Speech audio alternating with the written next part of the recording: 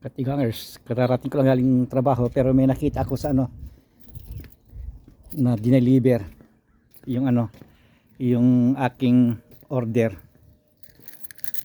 Amazon. Ang laki naman ng ano, ang laki ng box.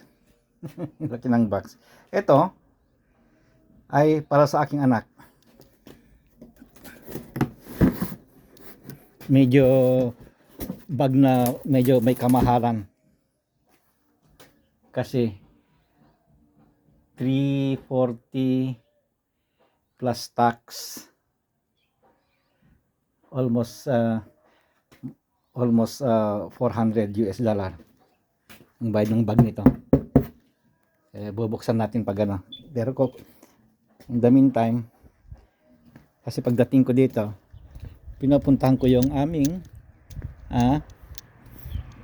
mail. Kasi itong mga kasama naming mga bahay dito, ang mail nila sa harapan namin, ayun, nakasabit, ayan yung itim na yan, yun ang mailbox nila.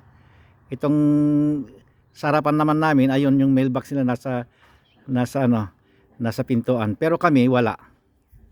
Itong mga bahay dito na sunod-sunod, ito wala dito. Ang mailbox namin ay ando doon. Yung pinapakita ko. Ito, mailbox ng bahay niyan, bahay nito, yan, at saka yan. 5. Ang mailbox namin ayan dito. Pilipino itong may bahay nito. Itong nasa harapan nito. Mga Ilocano rin. Ito. Madalang lang ma-zero. Ewan ko mga ano dito. May natapon na ano. May nakalaglag ng pangalan to, pintura.